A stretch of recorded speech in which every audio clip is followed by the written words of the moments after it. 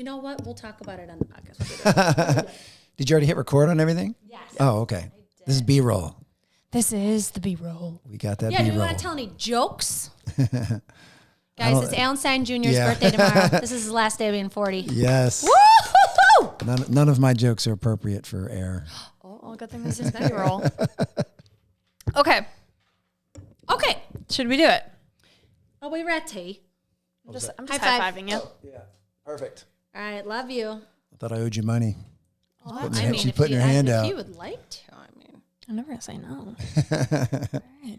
Welcome back to the Ivy Unleashed podcast. You are with the one, the only Alan Stein Jr. today. Hey, guys. Oh, we're so Thanks for excited. coming back. He's here in the frozen tundra. It is negative degrees outside. I was happy that your plane landed. He's been up since 3 a.m. Central Time. Yep. How are we feeling? Feel great. Yes. So glad we could do this. I like that we could see your tats. I don't think we could see them last time, could we? I didn't have them last time. You didn't have Well, them not last on the time. forearms. I had the upper stuff done. Okay. What inspired this look? Oh, boy. I don't know. They're very addicting. Do either of you have any tattoos? Yes. Oh, okay.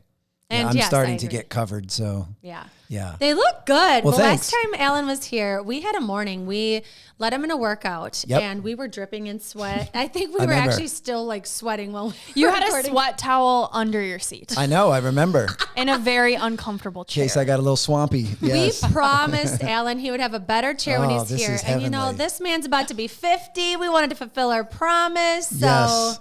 here we are. And we have another beautiful book we are so excited to talk about. Yay. Congratulations. Well, thank you. It's such a powerful book. So Next Play is Alan's book, How to Focus on What Matters Most and Improve Performance, Productivity, and Fulfillment, which is exactly what this book does. I think it's one of those books that you want to highlight the whole thing. There's so many powerful punches in it. And what I kept thinking about were people reading this when they're in a transition Sure. or they really just messed up something. They feel like they're in the midst of failure. I kept thinking like Next Play is such a great mentality, and I really want you to unpack this for our listeners, but leave it so, you know, they still want to read the book. But I want to talk about, you know, what inspired this book and who it's for. What inspired it was, so I first heard the concept Next Play in 2000. I had just graduated college and I read Coach K's book, Leading with the Heart. And there was a chapter in there about Next Play. And it was a concept that he used to help the Duke players quickly move on after a mistake. You know, you turn the ball over, next play, you miss the shot, next play, the referee doesn't make a call, next play. And I remember reading it at the time and I could intellectualize it and conceptualize it and it made logical sense to me, but I didn't have the emotional maturity to actually implement it in my life at that time. I mean, at that age, I was easily emotionally hijacked. I would allow myself to get bent out of shape over the most trivial inconveniences and annoyances, much less the big stuff. So I just wasn't at a place in my life where I could actually use Next Play, even though it made sense. Well, fast forward 10 years when I started working at DeMatha Catholic High School, a really renowned high school in the DC area. And the coach there, Mike Jones, who's still a really good friend and mentor of mine to this day, he was implementing Next Play at DeMatha. And he would do it with the players. He would do it with the staff. He would do it on the court. He would do it in the classroom. Everything about DeMatha basketball was built on this concept of Next Play. And he even used this hand gesture almost to signify, hey, it's time to turn the page, like move on. And it was then that slowly but surely that I got to see it put into action. I started to adopt it in my own life. And fast forward another 15 years to present day. And while I certainly wouldn't claim to be a master at Next Play, I'm getting pretty good at it. And I would say it's one of the most fundamental concepts that I've ever applied in my life. And that's the reason for writing the book. You know, I feel like if it's been such a game changer for me, there's probably some other people out there that would find the tool helpful. And I've really tried to take the initial concept that Coach K invented and expand upon it. And I use it in several different ways in my life now, but that's the reason for writing it. It was such a profound shift in how I see the world. And I really believe if you can develop a Next Play mentality, it makes you as close to being emotionally bulletproof as possible because you're no longer at the mercy of what happens around you. It's all about how you choose to respond. Mm-hmm. And that's really the core theme of Next Play is Don't worry so much about what's going on in the world around you. Just put all of your faculties into thoughtful responses. And most of us have programmed ourselves to react emotionally and to react impulsively and react based on how we feel, when that's usually not our best self. So instead, I'm trying to teach folks and recondition myself to not react emotionally, but to respond thoughtfully. And I cannot wait to dive into this, because it's not just for athletes. Oh, no. You're speaking to corporate America. We're reading this as entrepreneurs, as mothers. And so everyone listening is going to take so much away from this episode. But if people can only tune in for 5 minutes, this is something new we're doing this season. Yep. What impact would you want to leave them? You're about to turn 50. You got almost 50 years of wisdom under your belt. With the idea of next play, or maybe something different, what impact could they leave with in just a couple minutes of listening today? So the entire premise of next play is to stop worrying about what just happened and focus on what's happening right now. To stop worrying about what you wished happened and focus on the reality of the situation. So in other words, it's to stop worrying about what was and focus on what is. So it's really it's a tool to keep you in the present moment. And to me, that's where really everything occurs. It's where high performance occurs. It's where fulfillment occurs. Everything occurs in the present. We often allow ourselves to get distracted by the past. We often allow ourselves to get anxious or worried about the future, when neither of those places really exist outside of language. I mean, you can't ever go back in the past, and you can't ever be in the future. As soon as you get to the future, well, it's now the present. So you can't ever be in, the only place you can ever be is in the present moment, except in our minds and in language. And to me, it's a reframing tool to allow us to do that. And when you can learn to quickly flip the script and be present, and you can respond thoughtfully, I've just found in my own life, it's an incredibly liberating and empowering feeling. I said before, it makes me feel bulletproof, because no matter what happens in the world around me, whether they're things I prefer or they're things that I don't. And some of these are very low level, trivial inconveniences and annoyances. You know, the Starbucks barista messes up your order. The Uber driver takes a wrong turn and is late. The Wi-Fi is buffering during a Zoom call. Like minor things, but think how many people allow themselves to get completely bent out of shape or put themselves in a bad mood because of something like that. Then we can also take a step back and look at big life transitions, losing a loved one, someone getting diagnosed with a disease, getting injured, getting sued, going bankrupt. Like there's big things that happen in life that we need to be able to move on and move to a next play for. And a lot of those transitions are somewhat predictable. Like there's a good handful of them that we know we will all go through at some point in our life.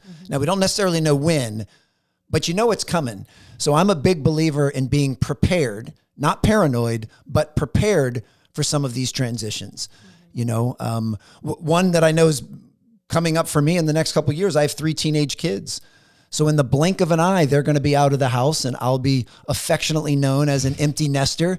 And I've got to think, well, what's that chapter of my life going to look like? What is that next play going to be? How can I step into the best version of myself when all of these circumstances have changed and live an amazing, fulfilling life? So I'm certainly not wishing time away. I mean, I wish I could slow time down, but I am already giving thought to what is that going to look like for me when my kids leave the house. Yeah. So I want people to be very proactive in anticipating some of these next plays. Like I said, don't be paranoid. Don't be worried about them, but just be prepared. What's the dance between that of being in the present, but still preparing for the future?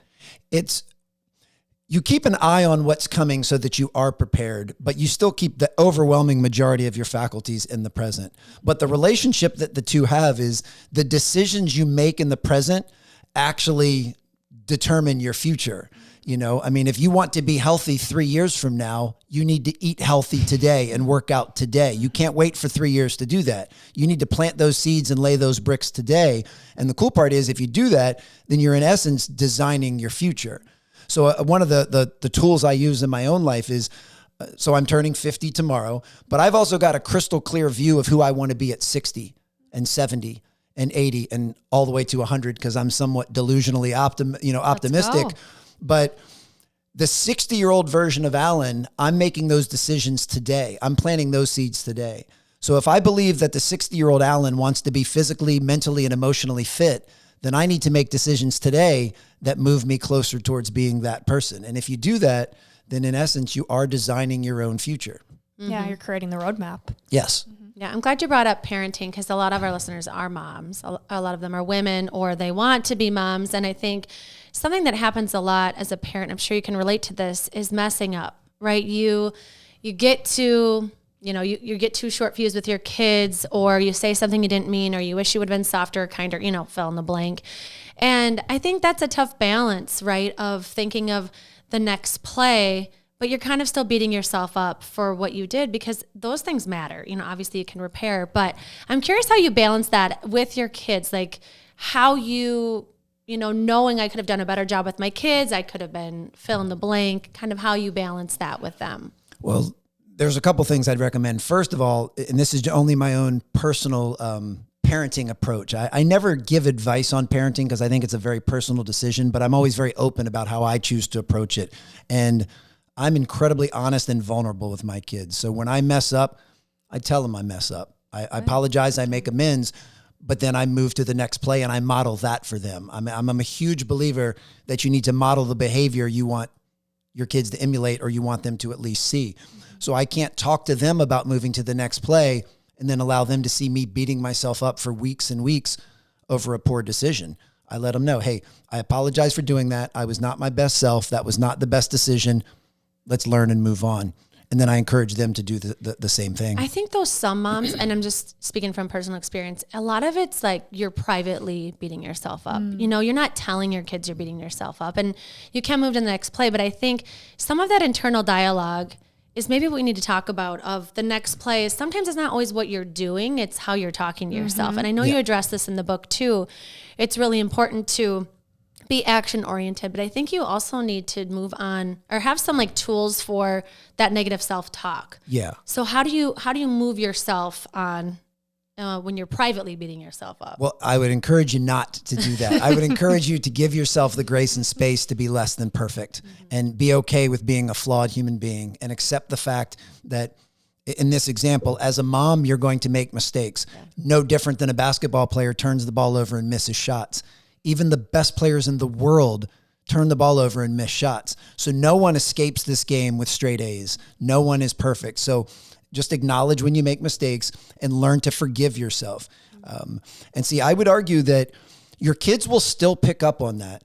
Like, kids are highly in tune to our nervous system. And if you're in a low mood because you're beating yourself up, or if they're going to pick up on that. They might not know exactly what's wrong, but they're going to know something is off. So to me, the very first step is to be able to forgive yourself when you make mistakes. And there's small mistakes, there's big mistakes, but again, no one's immune to making them. That's something I've really tried to work on, So I have twin sons that'll be 16 in a couple months. I know, which is nuts. They'll be driving. And my daughter will be 14 this June. And if at any point over their lifetime, if you asked me if I thought I was a great dad, I would say yes. And I absolutely would have believed it at the time. Although now, with more wisdom and parenting experience, I can look back at previous times and go, man, Alan, you didn't have a clue. You definitely weren't as present as maybe you're capable of being now. But that's always what happens through hindsight. So I've learned to forgive the younger version of myself, the previous version, when my kids were toddlers and maybe I wasn't as emotionally present, because I had no idea what I was doing. I was doing everything I could just to survive and to provide. So at the time, I was doing the best I could with the tools I had. Just fast forward 10, 12 years, I can do better today because I have better tools and I know how to use them better. But that's the way that it always works. I mean, that works in my speaking business. I'll watch a keynote I gave 10 years ago and it makes my stomach turn. But on that day, I was so proud of what I did because it was the best I was capable of at this time. It's a good question, though. You say in the book, asking yourself powerful questions will create, amazing change in your life. And I think asking yourself, am I doing my best? And if you're not, what can I do differently? But if you truly feel like, okay, I really did do my best and I just, I think forgiving yourself for that, like allowing yourself to make mistakes, knowing I am really doing my best right now. Yeah. And it's perfection is what stifles us and the thought that we need to be perfect. And that only gets exacerbated when you have the belief system that everybody else is perfect and everyone else is doing things the right way. I mean, I have made more parenting mistakes than anybody out there. I've made more financial mistakes than anyone out there. I've made more relationship mistakes, and they're not fun. I don't intend to make them, but that's all part of the process. And even now, as I plan to make my next 50 my best 50, my only goal is to do the best I can not to keep repeating mistakes. My whole goal is to make a fresh batch. These next 50 years, I'm going to make just as many mistakes as I made in the first half. I'm just going to make different ones. I'm not going to keep making the same ones over and over. Because if you do that, then it becomes a behavior pattern. Then it becomes a choice. And so for me, that's the whole point. I'm never going to be immune to making mistakes or saying or doing the wrong thing. But can I learn from it? And if you can learn from it and then apply that to future behavior, then it's actually a helpful tool. And that's the way I'm all about, trying to stack the deck so that no matter what happens, I win.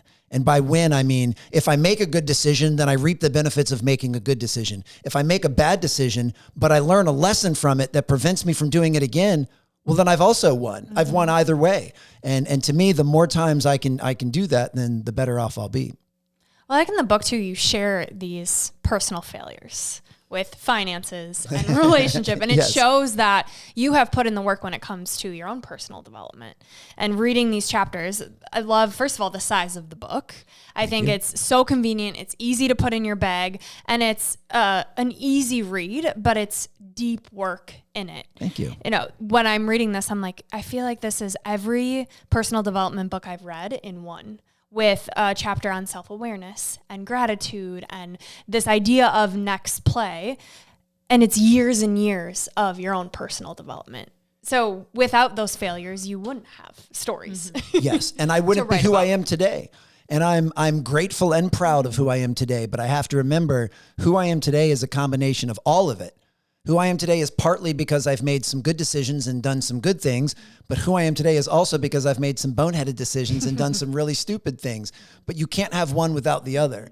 And we often in life, we try to cherry pick. We see someone maybe on Instagram and we go, man, I would love to have their life.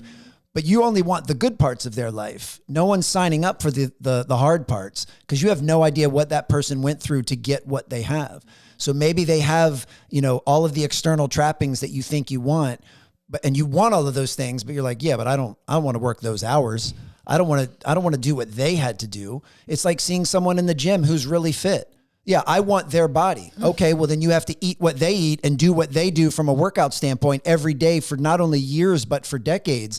And if you're willing to do that, all right, then you got a shot at having that body. You can't have one without the other. So I finally learned to embrace the wholeness of who I am. And who I am is going to be some good stuff, some bad stuff, and a bunch of stuff in between. And I'm okay with that. How do you feel like your self-worth, when we talk about perfectionism and insecurity and this mask of performance, how has that shifted for you over the years? I've just learned to embrace it. I mean, I still have insecurities like everybody else. I just don't run from them anymore. I'm not embarrassed by them. I just know that's part of the human condition, and that actually shines a light on things that I still need to work on. Going back to trying to set up a game where no matter what, I win. When my preferences in life are met, I'm very grateful, because life's pretty easy when that happens. When my preferences in life are not met, I try to flip it on its head and go, wow, this is actually a chance for me to practice something I need to practice. Historically, I'm not an incredibly patient human being. So things like traffic and long lines and crowds historically have tended to annoy me. So when I find myself in those situations, I just go, Alan, patience is one of the things you need to practice more than anything. And the universe conspired to just give you a chance right now to give you a couple repetitions at getting better at it. So be thankful, because I do believe repetition is how you get good at anything. So the more long lines I stand in and the more inept cashiers I am working with, then the more it gives me a chance to practice the very thing that I need. Mm-hmm. And same thing, when you have an insecurity, the more you can lean into it and acknowledge it, the less power it has over you and the more power you have over it. Let's get a little deep. Let's get in here. So insecurities, everybody has them. What's something you're insecure about right now that you're like, okay, this is something in this next year, I've been insecure about it. I'm going to face it. I'm going to work on it. Is there anything that comes to mind? Well, I don't know if this would be classified as an insecurity, but the thing I'm really trying to work on this year is to really feel my feelings, which may sound kind of weird, No, but not at all. I tend to anesthetize myself by going to my head and staying away from my heart. So I tend to analyze as almost a form of self-soothing. I can pretty much rationalize and talk my way out of anything, but what I usually use that as is a crutch to stay away from unpleasant feelings. So now what I'm trying to do, if I'm feeling sad, if I'm feeling disappointed, if I'm feeling rejected, if I'm feeling upset or angry or any of what most people would categorize as unpleasant feelings, I just try to sit with them. I try not to distract myself by scrolling on social media or, mindlessly binge watching a show or working out more than I normally work out. I try to literally just sit with my feelings and go, yeah, this sucks. It doesn't feel good to be sad, but it's okay to be sad. And it's part of the human condition. And I can just sit and feel sad for a little while and I'm okay. Yeah. And it's been actually a really healthy process. And I've only been doing this for the last couple of months because I've had a lot of things go up and down, and I'm trying just to sit with them and be okay with whatever those feelings are. And so to me, trying to connect my head to my heart is my main focal point for this year because I spend almost all of my time up here. Yeah. I mean, it'll help everything. I think sometimes we think in business we need to be all up in our head, but it's so not true. It's like being with your heart, thinking about what you're passionate about, letting your heart kind of lead the way can create huge business opportunities, or people can feel that you're more passionate about whatever you're talking about. And what I like what you've done is with all the different chapters Brooke was talking about is there's actual exercises to help people with these things. So if they're struggling with gratitude or they're struggling with fulfillment, they don't know what their core values are, they're unsure of how to forgive themselves, fill in the blank. You have exercises that help people really get to do that work with how you've been able to do it yourself. So I think it's so powerful that you've done that. I'm curious how you took such huge topics and then how you decided to come up with these specific exercises. Well, I'm going to backtrack for a second, and I appreciate the compliments on the size of the book. So my first two books were your traditional nonfiction books. They're 75,000 words, they're 15 chapters, and they're kind of a collage of a variety of ideas on improving and sustaining performance. For this book, I wanted to do something more bite-sized and digestible. So it's only a third of the page count and word count. There's about 25,000 words.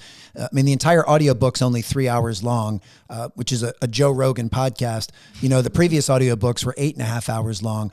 And I wanted to see if picking one topic and going very deep, but in a very bite-sized, digestible way, increased retention and the way people applied it to their lives. Because, when you're writing books, there's a few things. One, certainly you want people to buy the book, but that's still on some level, that's just a vanity metric. What's more important is that people read the book. But what's even more important than that is that they actually put it into practice. So I'm a few levels removed from people just buying the book. I would rather only 1,000 people buy the book, but 900 of them actually apply it to their lives than to have 1 million people buy the book and only a few hundred apply it to their lives. So to me, I wanted to see if writing something shorter would actually increase the ability that it's applied and implemented and executed on. And that's why I put those exercises at the end of each chapter. I don't want folks just to collect ideas and thoughts and quotes. I want to give them a roadmap to be able to put it into practice and to do the stuff. And with all of this stuff, I know I said this last time I was on your show, I write the books I need to read myself. Like every single thing in that book, I either have done or I'm currently trying to do because, as I said, I want to move to the next play of my life in a variety of different ways. And a few other thoughts too, from a vulnerability standpoint. So a few weeks ago, I did the official book launch for my book, and I had an in-person event in DC, and I invited 100 people to come celebrate the launch of the book, and I was going to debut the Next Play keynote that goes with it for the first time. So it's the first time I'm giving this talk. Now I'd written it, I'd rehearsed it, I've gone through it 1,000,000 times, and about 20 minutes into it, I completely forgot not where I was on the planet. I knew what room I was in and what state I was in, but completely forgot where I was in the talk. Yeah, and when you're in front of a group of people and you're speaking and you don't know what you're supposed to say next, it's the definition of vulnerability. You literally feel like happened to you? Yeah, I feel like I was standing in front of the world naked, just standing there, and And all your favorite people in the world are there? Well, yes, there were some of my favorite people were there, but a whole bunch of people that I'd never met before. I invited some top CEOs and executives, like people that I really wanted to impress. And I had built it up in my head that I just needed to go out and nail this talk. And I had a moment of humanity. And now what was so interesting, in real time, within 10 seconds, I started to be flooded with thoughts of shame, of disappointment, of, Alan, I can't believe this was your moment and you just ruined it. Like within 10 seconds, all of the negative self-talk just flooded my brain. And then I took a breath and I owned it. I just said to the group, like, you're not going to believe this, but I don't know what I was supposed to say next. I basically had 3 things I was sharing. And I said, number 1, bada boom. Number 2, bada bing. Number 3, yeah. And it got quiet and I couldn't think what I was supposed to say. And I just owned it and I leaned into it. And the group was so warm and so supportive. I mean, they're saying like, don't worry about it, Alan. Like, we got your back. Some of them were yelling out what they thought the third thing was going to be. That. Like, they were super helpful. Now, from start to finish, before my synapses reconnected and I remembered what I was supposed to say, from start to finish probably was 2 minutes. Now, internally, it felt like it was 2 hours. Yeah. I mean, but it was about 2 minutes of minor blip in the radar, and I picked right back up where I was. I then had to improv the rest of the talk because I basically said, you guys just got to see a real live next play. Yeah. Like, I just dropped the ball. Wasn't my preference, but I owned it. I acknowledged it. You guys were amazing. And now we move to the next play. And I'm not think you manufactured that? A couple of them did. And I just said, well, I don't have those acting chops. There's no way I could have pretended. I ain't that good. Yeah, exactly. But I wanted to make sure that, like, there was still 30 minutes left in the talk. So I couldn't allow that 2 minute snafu to ruin the next 30 minutes. What good would that do? Mm-hmm. So I had to move on to the next play immediately. And the talk ended really well. And I tell you what, I got more compliments and praise from that, from just being human and people saying like, and I know this consciously, there's not a single person there who left that day who thought less of me as a person or thought less of me as a speaker. Now, I had to battle my own internal dialogue because for a few moments there, I thought less of me as a person and I thought less of me as a speaker, but it didn't do anything. That was my own perception. And in fact, it actually strengthened it. When the people said, man, you allowed yourself to just be vulnerable, and they saw themselves in me and how catastrophic that would have felt to them if they were in my position. So it ended up being one of the best things that ever happened. But in the moment, it felt awful. It felt unpleasant. I didn't like it, but it turned out okay. And the feedback was great because people said, well, first of all, we know Next Play works because we just saw it live. We just got a master class in it. And you accept the fact that you're a flawed human being. You messed up. Big deal. I mean, I've given thousands of keynotes before, and that's the first time literally I could not even remember what I was supposed to say. Yeah. And it all worked out just fine. So that actually strengthens my belief in the concept, in knowing that no matter what happens, how I choose to respond. And because I chose to respond with vulnerability and openness and honesty and then wiped it clean so that the last 30 minutes was a pretty good talk, everyone was fine. I feel like you, at some point, have to be okay with failure, with being imperfect, or you're not even going to put yourself out there to land the speaking gigs, to be a high performer. And what have you learned, I don't know, over the last 20 years when it comes to being a high performer and just your willingness to put yourself out there? Well, I think the most dangerous thing you can do is play it safe. In fact, that's another area where I'm trying to expand because historically, I think I've skewed more towards playing it safe because I'd prefer to check the box and I'd prefer to say I did that thing. So, I can look back on my life. I've accomplished most of the goals I've set. And I don't say that, and I say that with the humility of that's because I set the bar too low. Mm-hmm. It's not because, so I'm trying to really stretch now. I'm trying to set incredibly lofty goals and ambitious, bold goals, and I'm okay with not meeting them. And I'm definitely okay with not being perfect because I'm of the belief there is no such thing as a perfect keynote. Mm-hmm. There is no such thing as a perfect podcast. I mean, as flawless as you may think it is, I can still go back and watch a keynote and go, well, yeah, I could have done that just a little better. I could have said that thing just a little. Mm-hmm. So there's no such thing as perfect. There's no such thing. I mean, in the history of basketball, a perfect game has never been played. I mean, that would be a game with no turnovers, no fouls, no missed shots. That doesn't happen, even with professionals, the best in the world.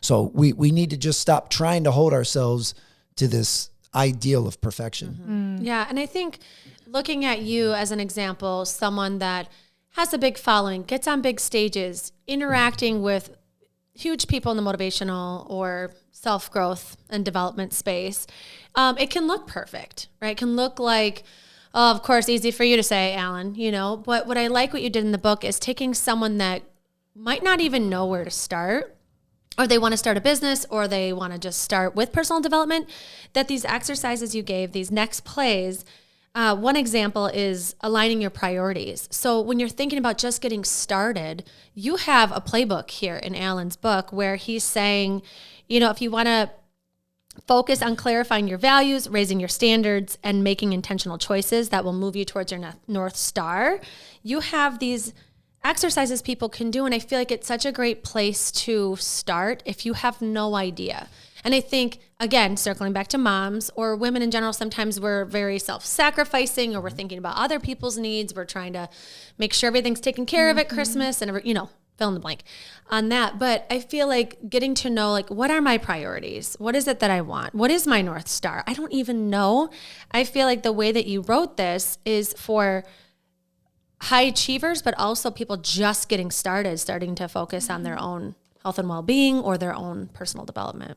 Absolutely. And I know we were joking before the mics went hot about my belief in the basics and the fundamentals.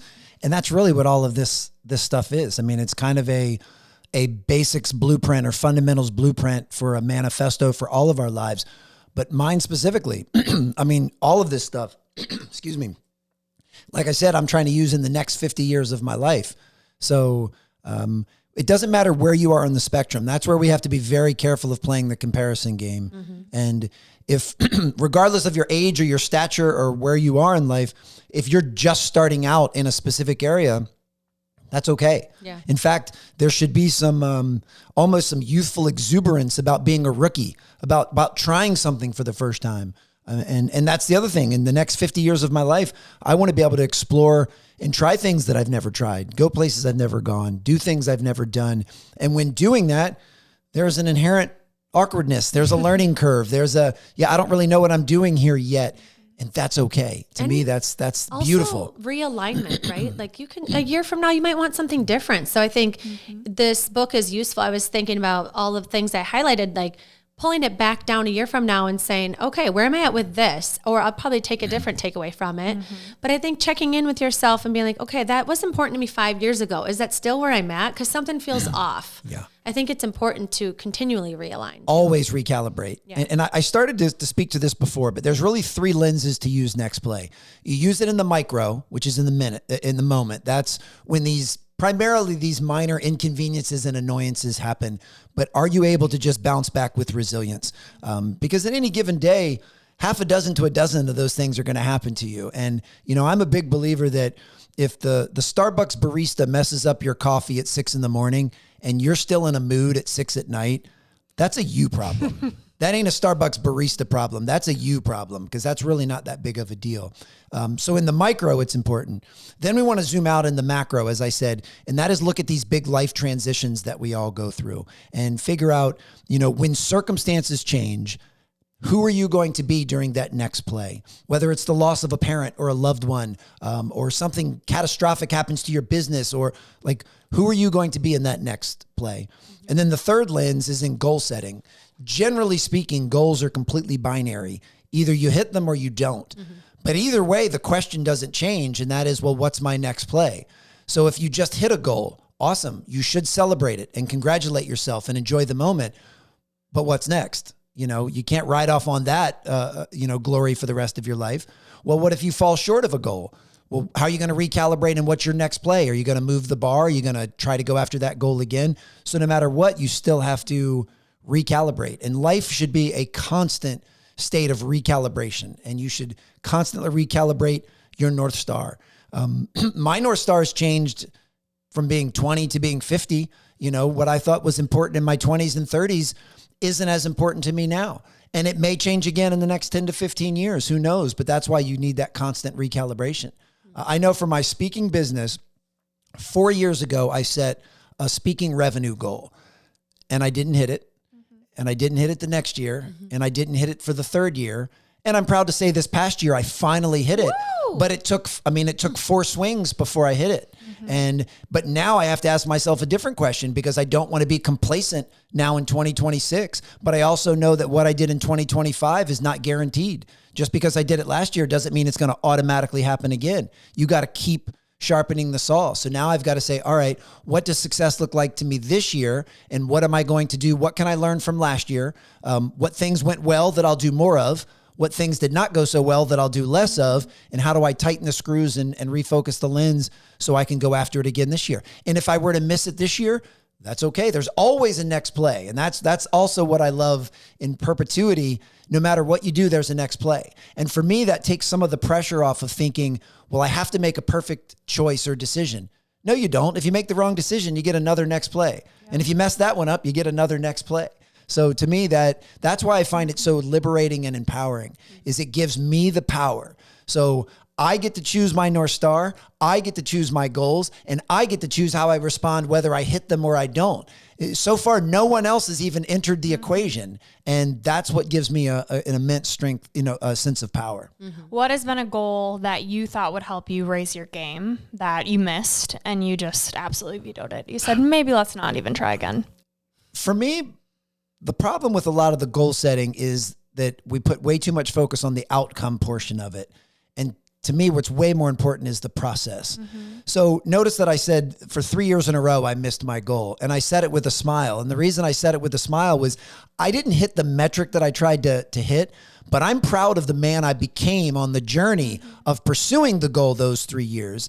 And that's what matters more than anything. So to me, I try to make everything based on process, not on outcome. Now, sometimes you need the outcome as kind of the shiny object and say, all right, here's the outcome goal that I want to hit. But what's way more important, and I pay way more attention to the process. So the years that I didn't hit the goal, I didn't spend any time worried about not hitting the goal. What I did was lifted up the hood and started tinkering with the engine and go, what part of the process needs to change to increase the chance that I'll hit the goal next time? And sometimes those things are blatantly obvious. Sometimes they're not. Sometimes, there was one of those years I felt like 10% shy of the goal. And at the time, it was still the best year I'd ever had. It almost doubled what I did the previous year. So, by all other metrics, it was the most successful year I'd ever had in speaking, but I just didn't quite hit the goal that I had set, and I was okay with that. But I went back to the process and said, what things did I do this year that really worked, and what things maybe didn't? And then when something doesn't work, you can either choose to tweak it or scrap it, either one, but you don't want to keep doing what you've been doing, or you'll keep getting what you've been getting. How do you know when to scrap it? Some of it's just intuition. Some of it's just life experience. Some of it is if there's something that can be measured analytically, maybe the data will show you that this isn't worth pursuing. Some of it is, I have people close to me in my life that I very much trust their judgment and their vantage point, and I'll ask for their opinion.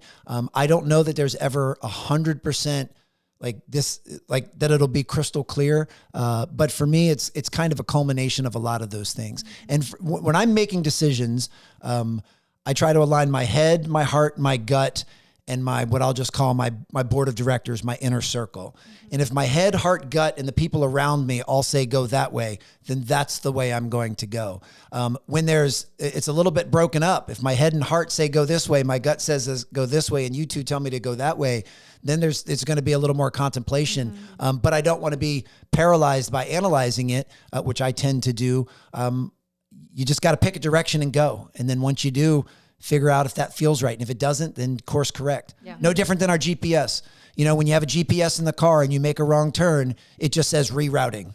It doesn't get angry at you. It doesn't, throw itself out of the car. It doesn't curse at you. It just says in a very stoic, robotic voice, rerouting. It's going to take a little bit longer to get there, yes. But we're going to get there. and that's okay. So I really believe our lives, we're in a constant state of rerouting. I tried this, it didn't work. Let me try this. That didn't work. I tried that. Oh, that worked. Let's do more of this. Oh, that's still working. Brooke and I Let's don't know do more anything about that, do we? I guess business owners, you constantly have to do that. Yeah.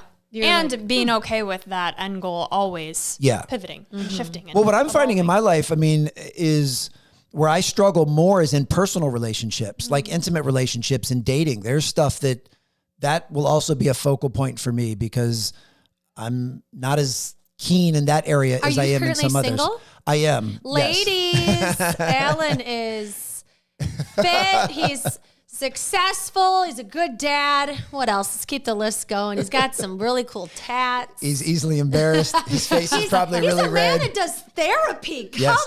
on. Oh, well, if you guys want to go down that path. So as part of all of this, so I've done traditional psychotherapy, talk therapy. I did that years ago when I started going through my divorce, and I found it to be a very helpful tool. But as I just mentioned to you guys, what I've recently identified by myself is I spend way too much time up here. So for me at present, going in and analyzing and talking about all of my issues, I don't think is the best thing for me. And I'm a huge proponent of therapy. So what I've just started doing now is hypnotherapy, because hypnotherapy is supposed to cut through a layer to get more to the unconscious, which is where I think most of it's where everyone's issues lie. But I'm consciously aware that it's my unconscious that I need to rewire. Yeah. And so I've been trying hypnotherapy and I mean, the verdict's still out. I'm still a flawed human being, but it's been really interesting so far. So that's one of the commitments I'm making now, in addition to trying to just sit with and be with my feelings.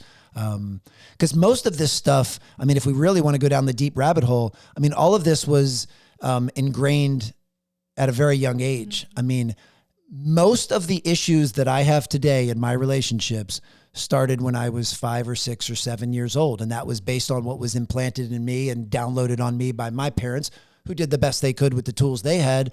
But, you know, we talked earlier about like your ability to regulate your nervous system.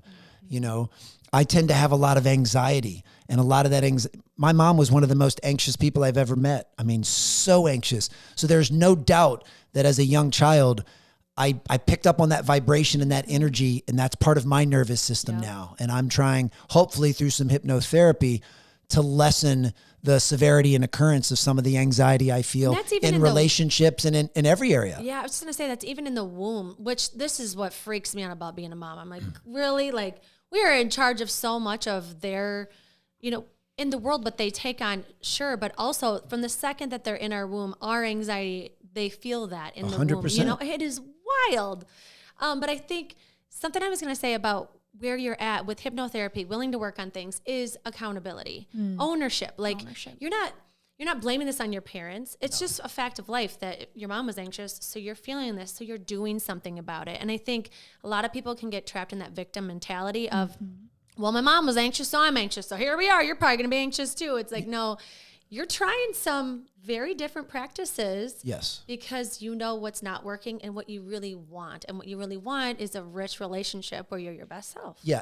But I went through each of those stages too. So, you know, so my first stage, which is everyone's first stage, is complete unawareness. Like I had no idea. I mean, and when I first went into talk therapy, and she started asking me about my childhood and my parents, I mean, I was saying things like, oh, I had the greatest childhood ever. I had the most loving parents. They were at every sporting event. We did dinner at 6:00 every night. And I say this with love in my heart, not in a judgmental way, but my parents weren't very emotionally available. So even though they checked the boxes of being at every sporting event, they weren't, there wasn't a safe space for me to express my emotions, which has always been something that's been hard for me. So I went from unawareness to then an awareness. And then you better believe that I swung heavy in the other direction. I had massive resentment towards my parents, almost an anger of how dare you guys F me up by not knowing what you were doing. I mean, what an off-putting, arrogant position to have, me judging my parents who were going through life on their first go, doing the best they could. They weren't given a handbook either. So now I've swung back in the other direction. And I mean, it sounds, again, almost self-righteous to say, forgiven my parents. Not that they need my forgiveness, but forgiven them for not being perfect, because now I know that I certainly haven't been. And as I said earlier, I can think back when my kids were really little. I know that I've downloaded some nervous anxiety on them. I know that I've downloaded some of these things. So now it's a matter of me doing the work myself to fix for my own life. And fix isn't even the right word. Fix implies that something's broken. There's nothing in me that's broken. There's some edges that need to be rounded off and some things that need to be course corrected for me to live a better life. But everything that I need to live a remarkable, high-performing, productive, fulfilled life is already inside of me. I have all of it. I just need to learn how to get out of my own way. And that's what I'm trying to do through therapy. And then that's what I want to be able to emulate and show my kids and be able to say, because I had this talk with my daughter the other day who suffers from some anxiety and said, hey, sweetheart, just so you know, if you feel a little anxious going up and talking in front of the class, like I gave that to you, not the talking in front of the class part, because that part's easy for me, but there are things that I get super anxious about. Like, I mean, like if you told me I had to go to the doctor right now and give blood, every single one of my markers, you'd feel me sweat. You would feel my heart rate accelerate. Like I would be a nervous wreck because that's something that makes me very anxious. Maybe have the hypnotist work on that too. Oh, trust me. The hypnotist is going to be working on all of this stuff without question. I mean, think of because that's the part that I find interesting. So like, and I asked my daughter, I was like, consciously, you understand that if you go up and speak in front of your class, nothing bad's going to happen to you, right? And she's like, yeah, I know that. And I said, well, but you still feel kind of a pit in your stomach and you get nervous. And she said, yeah. And I said, well, that's your unconscious mind that's doing that. Those are feelings that you've basically saved in your body. And I said, you got a lot of that from me and you got that from your mom. So don't feel bad that you are a little nervous to go speak. Like that was something that was downloaded onto you, just as it was for all of us. Now, I can't unwind back to my childhood. I can't even unwind back to my kids' childhood, but all I can do moving forward is to try to course correct some of these things, get out of my own way, and just be okay with the journey. And that's where I am. So I'm happy to lean into all of this stuff right now. I mean, when I think about anxiety, that this is the tool, the roadmap to help with it. We get stuck, speaking from experience, you ruminate, you spiral, and just to get out of that loop, to think, I say this to myself all the time, next play, like move on. It is what it is. There's literally nothing you can do. You're making it worse by dwelling on it. What can you learn? Have the awareness. Next play, next play. Also, Mel Robbins, the mindset shift we all need. Yes. Can we talk about that? Yes, very, very fortunate. I'm a huge Mel Robbins fan. But you know what's interesting, to go back to, you have to be somewhat resilient to hearing no. And you said some very kind things that, you know, I have a decent sized following. I ain't got a Mel Robbins following. I've sold a few books. I ain't sold Mel Robbins level of books. I'm on amazing podcasts. But I've asked Mel several times, and I'm not the right fit to be on her podcast. I hear no a lot, and I'm getting okay with hearing that, because it's all just on how you choose to frame it. Mm-hmm. If you hear the word no and you view that as I'm not worthy or I'm not enough, then that will only exacerbate the spiral of despair. If you just hear it as, oh, I'm not the right fit, that's okay. You know when you have a jigsaw puzzle and you pour it all out, all the pieces don't fit together. Only some pieces fit together. Mm-hmm. So sometimes things just aren't the right fit. That doesn't mean that each of those puzzle pieces is bad or wrong. It just means they're not meant to be together, and that's okay. Even now, as I'm in the dating world, like that's what I have to come to grips with, that not everyone is the right fit. Sometimes I'm the one that says this isn't the right fit. And sometimes it's the other person that says, no, Alan, you're not the right fit for me. And it doesn't feel good to hear that.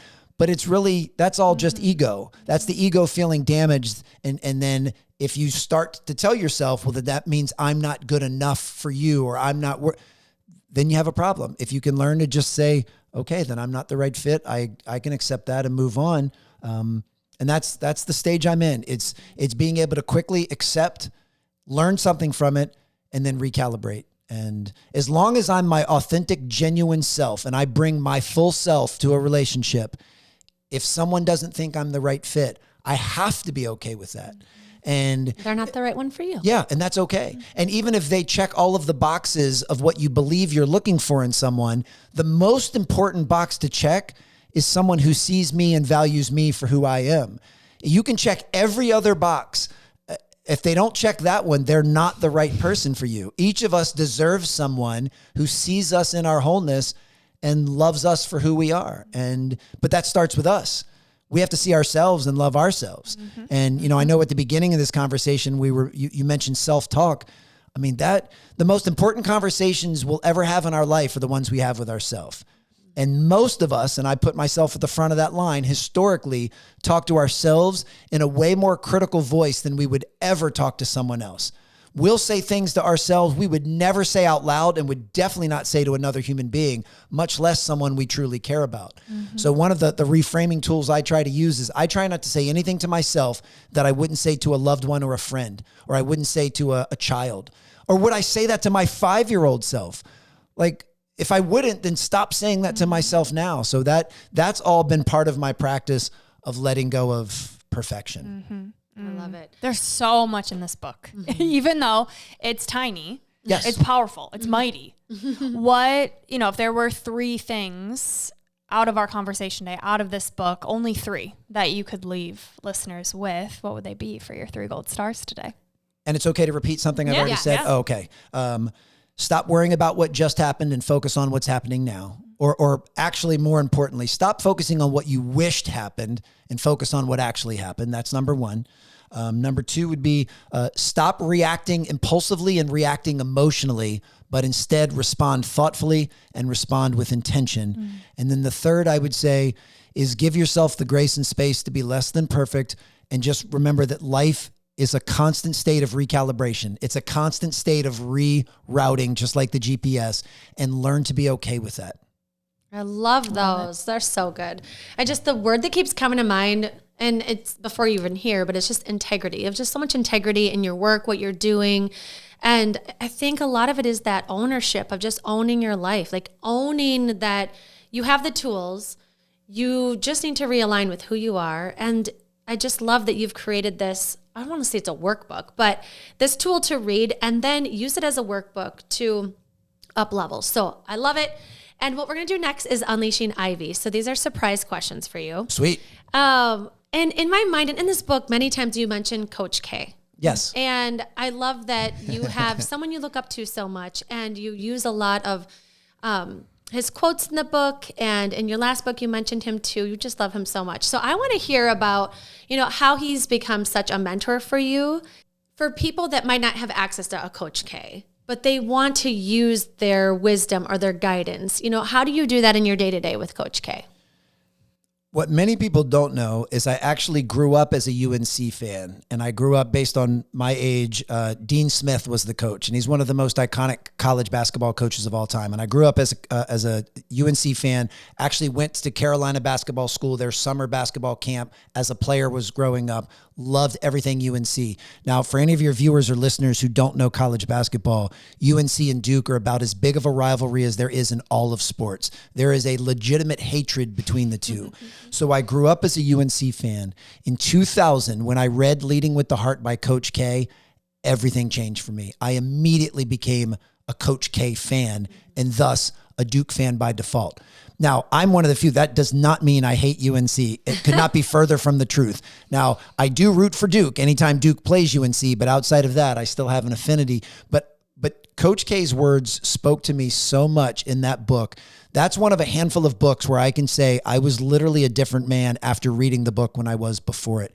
His thoughts on leadership and building teams was just remarkable. And since then, I've become a Coach K fan. Now, because of my work in my previous industry as a basketball performance coach, I had multiple opportunities to go to Duke games, to meet Coach K, to have conversations with him. And every single one of those interactions only strengthened my affinity for him. They say never meet your heroes. Well, in this case, that is not true. Meeting my hero actually made things even of a stronger feeling.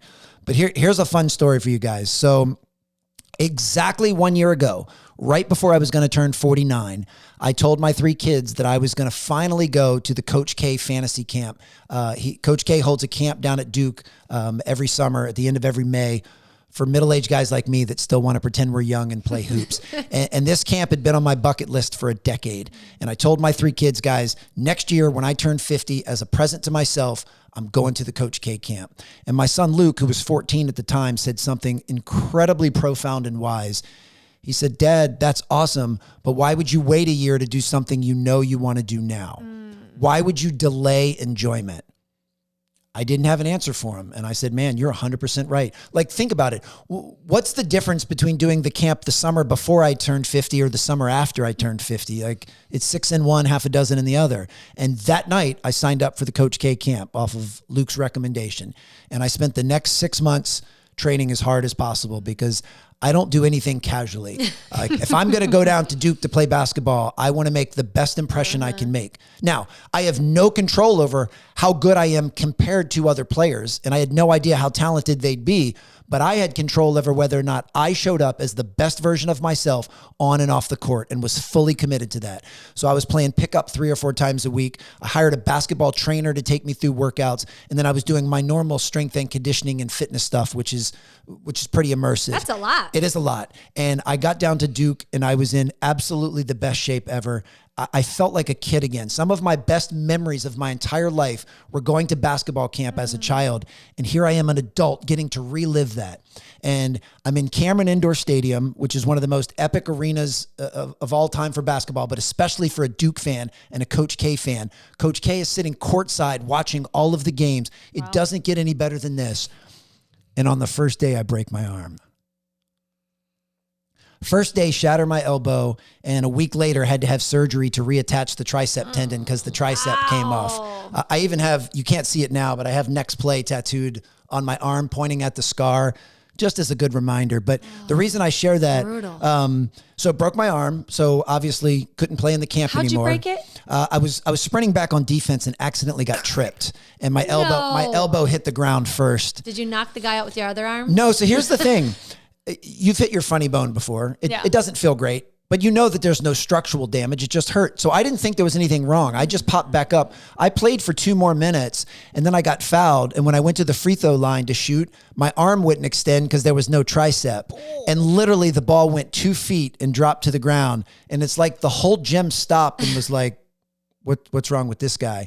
And I came out, and there was a knot on my elbow about that big that had filled up with fluid.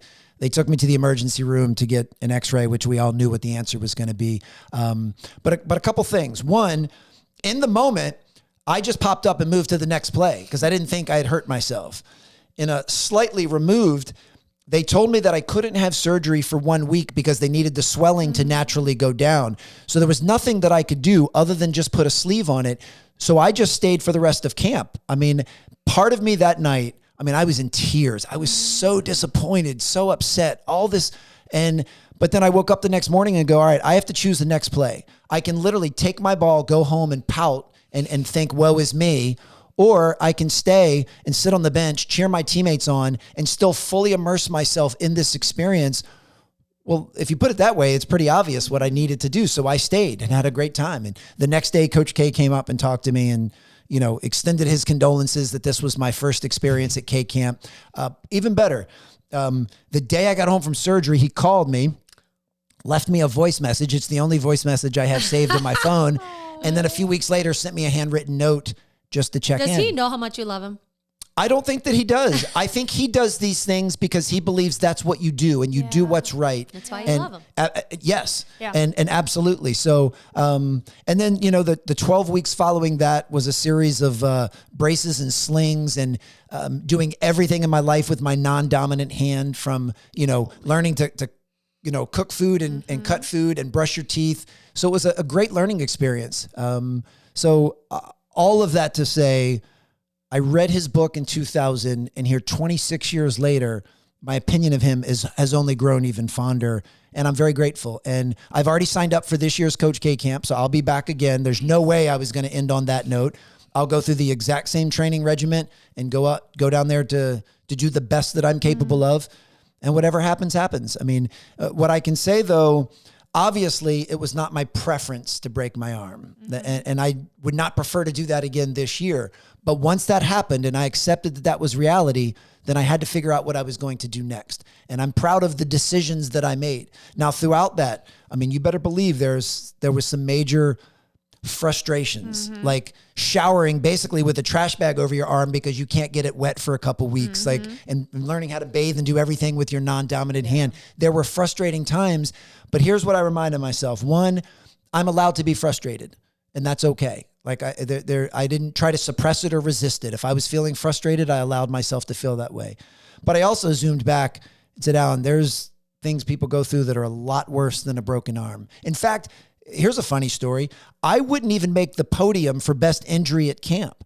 2 guys ruptured their Achilles, 2 guys tore their ACL, and 1 guy had the nastiest compound fracture in his lower leg that anyone has ever seen. So at best, I was the 6th coolest injury at a camp. You're going to go back to this camp? 100% we will going pray back. for your left elbow. And I hope that everything is going to be okay. But yeah, I'm proud of the way that I was able to handle that. But what I was going to say was, even though I would have never in a million years preferred for that to happen, I can look back now with a huge amount of gratefulness that it did, because of how many lessons I learned, what it taught me. I told you guys earlier that historically I'm not a very patient person.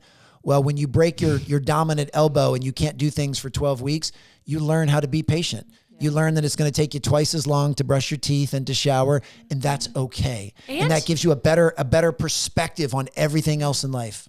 You wouldn't have a voicemail from Coach K if that didn't happen. You can listen to that every day of the rest of your life. I do. I mean, think about that. And another handwritten note from him. I mean, that's just the right way to do things. Yeah. And that's the other part that I want to make sure folks understand. I'm not trying to be Coach K, not that I even could if I wanted to, but I can take traits from someone that I admire and try to emulate them. And one of the things I pull from him is his thoughtfulness, his attention to detail, that he does the right thing. I mean, even in retirement, the level of inquiries that he gets for speaking engagements, for appearances, for sponsorships is so overwhelming that for him to take the time out of his day to leave me a 30-second voice message is a big deal. Yeah. And at the risk of sounding like a total jackass, someone may look at me like I'm their Coach K. Yeah. Yeah. So, I mean, can I do the same thing for someone else? Can I take the time to send someone a thoughtful note or a thoughtful email or a hand? And the answer is yes, I can do that. I have one right here. There we go. Aww. With this picture on it and a handwritten note, you could have just sent this book. Well, first of all, you sent a book, which was so nice. And you took time to write a sweet note. And I think it just shows, I think you can take things from the people that you look up to and emulate them, but in your own way. Like Coach K didn't write that. You did with your own thoughtfulness. So I love that. Well, I'm so glad. Yeah. It reminds me of the chapter on emotional deposits too. Yes. I loved that chapter. And that's not something you hear a lot. So I don't want to get into it because I want people to get this book, but I do want to say that was my favorite chapter. Yeah. And as you're speaking on the elbow and the injury, it shows me you can train, you can do all of the right things, and shit still happens. Yes. And this leads me to my question perfectly. Sure. You had a post this morning when I saw it. It was 9 hours old, but it was a social media post of yours. All right. And I'm going to ask you a question about it. Please. Oh, I love that. So you said these are, as far as your game plan, the foundation of what you currently do. Andrew and I are both obsessed with habits and what you're doing to take care of yourselves. I'm not going to read all of these, but this is a lengthy list. You take IM8 multivitamin longevity daily. You walk for 60 minutes every morning, 7 to 8 hours of sleep, strength train, play hoops, do sauna sesh, 36 to 48 hour fast once a month. You eat clean, no dairy, no wheat, 25 to 30 grams of protein every meal. This is a lot of things. It is. Okay. This is a 2-part question. You can only choose one to continue to do for your performance, for your mental health, however you want to look at it. That's the first question. Second question is, which one of these surprised you the most when you started doing them? I'll let you look at this list too. No, I think I know the list. Well, first of all, with each of those things, I've kind of systematized my day that those things are just built into what I do. So I don't wake up every day with that as a checklist in front of me going, I have to do this. I've just trained myself that when I eat, I'm going to eat whole foods with natural ingredients, and I'm going to try and get some protein at every meal. Like, it's not at some point it was rather robotic and I had to actually try and game plan and figure it out. Now it just becomes natural to me. So I've flexed that muscle. Cause I know someone can listen to that and feel a little bit stifled by that. Yeah. It's also important for folks to know that as far as my own operating system, I actually thrive with consistency. I thrive with structure. Like, those are things I love. Someone listening to this might prefer spontaneity. Like, that might make them feel claustrophobic to think they have to do that every single day, because you don't have to do any of it. That's the beautiful part. And I don't have to do any of that stuff. I choose to, and it's in alignment with who I'm trying to become and the things that fill my bucket in the present moment. The one on the list that I struggle with the most, and is probably the most important, is sleep. I was going to guess. Yeah. Now, when I say struggle with, I struggle to get the quality sleep. Now, I have the Aura Ring, which tells me when I do well and when I don't. I've gotten very good at prioritizing sleep, putting myself to bed, having a sleep routine, having good sleep hygiene. I do all of those things and I still don't get the scores that I would hope would be reflective of that. But I can't control the scores. All I can control is the process. But Why do you think that is? I think sleep is the most important part. The reason I don't sleep well, it's a big red bow tie on everything that we've talked about here. My anxiety, my running mind, it's a variety of those things that I have struggle turning it off to be completely at peace, to go at sleep, to get a quality night's sleep. It's not about environment. It's not about, I have all of the sleep hacks and tools. I do everything that I'm supposed to. And as we said, you can still do everything right and not get the outcome you wanted. One of the ones that's probably made the biggest difference for me is going for a walk every morning. Now, when I say every morning, I probably shouldn't speak in absolutes. I was up at 3 this morning to catch a flight. I did not go for a walk this morning. Do you want to walk in -10 right now? We can get out there. So today will be an off day, but tomorrow before I speak, I'll head down to the fitness center at the Omni and I'll do an incline treadmill walk for 60 minutes. On the days that I speak, I don't listen to anything. I rehearse my keynote in my head while I'm walking. On the days that I don't speak, I usually listen to a podcast or something to help feed my brain and my emotional state. But the walking every morning has just been a phenomenal way to just set the tone. And it's not that physically rigorous, but it still gets the blood flow. There's a meditative component to the stillness and the monotony of it that I really enjoy. It gets my brain right, and then come back, make some breakfast, and go on with my day. And if you do it in the morning outside and you get the natural sunlight, that helps set your circadian rhythm to help with your sleep. And 7 months a year, I do it outside in the DC area. Right now it ain't Minnesota cold. Minneapolis cold, but it's still cold. Yeah. So I do the best that I can. Can I just circle back to the basics? We're talking sleep and walking. Nothing's rocket science. It's literally just doing it. It's just being disciplined and never getting bored with the basics. Yeah. First, let's talk about discipline for a moment. Most people who know me identify me as being a very disciplined person. And I agree. That's part of my identity. But what I want folks to know about discipline, well, there's a couple things. One, I believe in society in general, we way over index motivation and the need for motivation. Motivation is a feeling. And like all feelings that we've discussed today, they will ebb and they'll flow. No one in this world, no one in Minneapolis, and myself at the front of that line feels motivated 100% of the time. And one of the interesting parts about motivation is when we need it most is often when it shows up the least. When we're feeling overwhelmed, when we're feeling stressed, when we're feeling anxious, that's when we need motivation, and it's nowhere to be found.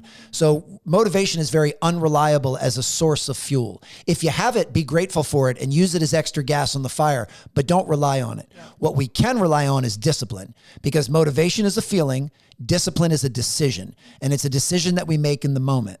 See, a mistake that most people make is they say things to me like, Alan, I could never do that list because I'm not a disciplined person. And I just remind them, that's just a story you've told yourself. Now, historically, you may have plenty of evidence of where you've made undisciplined decisions. So you've learned to believe that story as a truth, but it's not. Every single person listening to this right now is capable of doing most of those things most of the time if they choose to. Now, whether or not they choose to is completely irrelevant to me, and there's no judgment for me if you don't. But don't tell yourself that you can't do those things when you're more than capable of doing them. And discipline is making a decision in the moment that most aligns with the person you're trying to become. So I already told you all, you see the 50-year-old version of me. I've told you who I want the 60, 70, 80, 90, and 100-year-old version of me to be. And a portion of that is to be physically fit. Well, that's why I'm doing those things today. So I'm casting a vote for the 60, 70, 80-year-old Alan to be physically fit. And if I keep doing those things every day, that'll put me on that path. Doesn't guarantee it, but it'll at least, put me on the path to doing that. So I think everyone has the ability to make disciplined decisions, and you only do it one decision at a time. Yep. Like, you don't have to worry about anything in the world except tomorrow morning, go for that walk if that's what you promised yourself. You don't have to say, I'm going to walk every day this year. That would scare most people away. Yep. Don't say that. Just say, I'm going for a walk tomorrow. End of discussion. Keep it as simple as possible. Yeah, you can't compare you starting with just walking to you've been doing this list for years, right? That's not what people are seeing. They're seeing this list and, oh gosh, I could never do that. But you didn't start overnight. No, and you don't have to do the whole list. Pick one thing on that list and just focus on that one thing. And, another thing that I find interesting, especially with some of the supplements and things that I take, I don't necessarily know that they're working, but the placebo effect is real and it's powerful. And I just intuitively feel better when I know that I'm taking some of those supplements. Yeah. So whether or not they're actually working is irrelevant. I believe that I'm healthy and I believe that it's improving my longevity and vitality. So that belief is probably stronger than anything the supplements could give me in the first place from a real physiological standpoint. Yeah, so true. A great point. Okay, last question. Because last time you were here, we asked you if you could go back and tell your younger self something, what would it be? So we're going to change it up. And I love this question. So if you could look back at the most insecure version of yourself, the one who felt he had to prove his worth through productivity and tie his struggle to a single lesson, for the woman listening right now who feels she's not enough unless she is doing it all, what would that be? And this is still something I'm wrestling with. There is, and I love the way you frame that, there's a difference between who you are at your core and who you believe you need to be in order for everyone else to like you, to accept you, and to approve of you. And it's important to know the first. We've all gotten or at least I've gotten really good at the latter.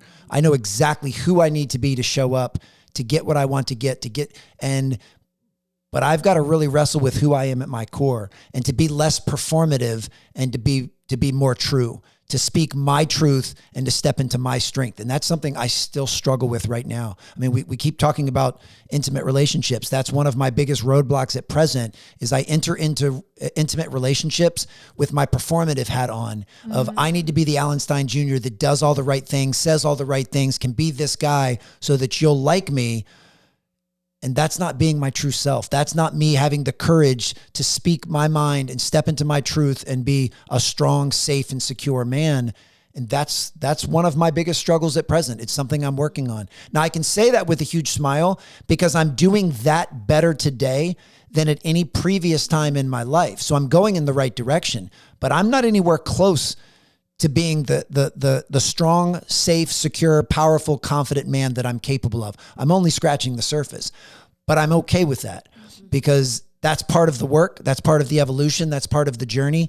And I'm fortunate to keep finding myself in relationships where people hold up a necessary mirror to remind me of when I'm not doing that. Yeah. And so for me, that's one of the other things I'm really working on is to try to be less performative and really speak my truth. And that's hard. And that's where insecurities come out because now you're putting your real self out there. And if I really step in and speak my truth of who I am and you don't like me, that hurts. But I'm getting to a point where I'm okay with that hurt. I'm okay with that rejection. I'm okay with that because at least now I'm speaking my truth and I'm living life on my terms instead of feeling the need to be performative. But all of that stems from childhood. I think too, this is just the human journey. Like almost every guest we've had on, it all comes back to the not enoughness. We all feel it, right?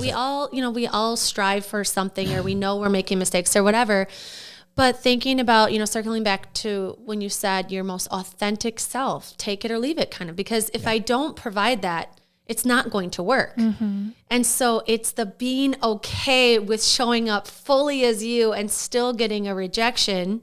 Yes. Which is God's protection, I think, in my mind. But it's tough, right? It's tough because you want to be liked. It's this human need. But I think reminding yourself what we're actually looking for is true connection. Yes. The truth. And the truth is you have to show up as you. Yes. And you have to do the inner work to know that exactly how you are is enough. Yes. And I think that's everybody's journey. And when you say take it or leave it, and the person says, all right, I'll leave it, you have to remind yourself, and this is again, where I'm trying to connect to head to heart. If someone says leave it, that doesn't mean that I'm not enough. Right. And that doesn't mean that I'm not good. That just means I'm not the right fit. And there's nothing wrong with that. That part. So that's what I have to remind myself. But I also sit with the feelings because I won't sit here and pretend that it feels good to have someone say that. It's still a gut punch and it's still a shot to the ego. But I'm finally at a point where I can sit with those feelings and go, man, I don't like sitting in this mess. This doesn't feel good. I'm sad right now, but it's okay to be sad. It's okay to be disappointed.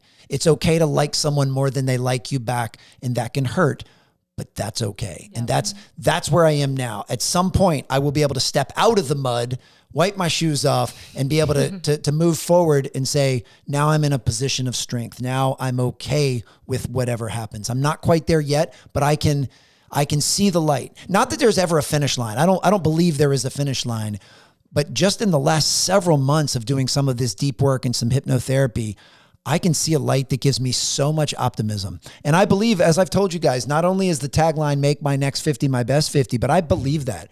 I believe my best experiences are still in front of me. Best relationships are still in front of me. My best keynote is still inside of me.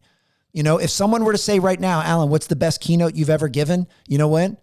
Tomorrow morning at the Omni will be the best keynote that I've ever given. And then guess what? The next day in Lake Charles, Louisiana will be even better than that. I really believe that my next one is going to be my best one.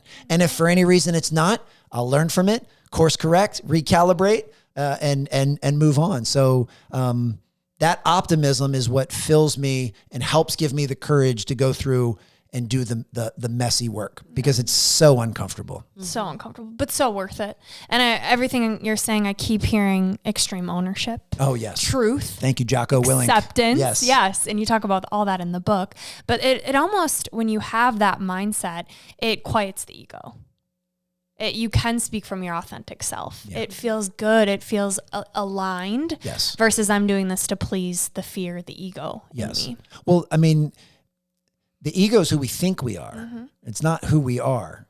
And that's something all of us wrestle with. I mean, I've been wrestling with that for my entire life and will probably continue to wrestle with it. But yes, if you can cut to the core of your true essence. I mean, it's the same thing with our thoughts. It's like Eckhart Tolle says, we're not our thoughts. We're the awareness of our thoughts. Wild. Yes. And that's, yes. And that even to some level, if you say, take it or leave it, and someone says, leave it, they're not even necessarily leaving you. They're leaving their perception of you and what they believe are you. And what I have to own is, well, if I didn't show up authentically because I showed up with my performative hat on, saying and doing all the things that I thought you wanted to hear, then you're actually not even rejecting me. You're rejecting the person that I was playing, who was playing me in the movie. And I'm trying to cut out all of the middlemen and just try and show up as myself. But you know what's funny? And it sounds weird even saying this as a 50-year-old who's been in this space forever.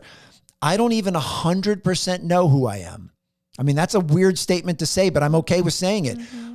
I know exactly who I need to be, and I know who the performative Alan has been to get what he wants, but I don't necessarily know who I am to my core, and that's really where my exploration is. That's what I'm trying to figure out. I look forward to finding him and meeting him. He's in there somewhere. Yeah. I mean, it shows you this work never ends. Mm-hmm. Ever. You're peeling an onion that you're just going to peel for life. Yes. But it's exciting work. It leads to fulfillment, to seeing that light, to being what people call enlightened. Yes. And I think this book is a great next play for people to get. Where can they find the book? Amazon or Audible are usually the easiest spots to get the book or the audio book. Yeah. Awesome. Well, thank you so much for being here. Oh my gosh. It's so great that you're here again. This is so fun. Because we could have did Zoom anytime, but I'm so happy that you're here in this room again in the frozen tundra. Yes. Right, hopefully a little more with a comfortable chair. Comfortable chair. Almost needed back surgery after the last one. 50th birthday. Yes. I love it. It is just an honor to sit with you. The work that you're doing is helping so many people, whether you're on the stage, people are reading your book, listening to the podcast that you're on. And so we're just so grateful that you're here and that you keep sharing the lessons that you're learning yourself, your authentic journey of getting back to the Alan that, we already love you as you are. Oh, thank you. But love that you're sharing this of getting back to like who you are. And I'm excited to hear more about who you are and what this next 50 is like. We have so much to talk about over lunch. I know. we gotta stop. And I know you guys here. will pick a healthy spot, which is just my thing. The three nerds. Yes. Thank you guys so much. This is always a blast. All right. So we always sign off with a piece of gold. And today we're going to read one from Next Play. Alan says, the next play is to look for any potential reasons why you might come up short and ask what you can do now to better prepare for those challenges on the horizon. This is Gold Ivy signing off. Listen to your truth and go chase your gold. We did it. Nice job. Awesome job. You guys are great. Isn't it funny what people take the one sentence, you're like, that whole book, that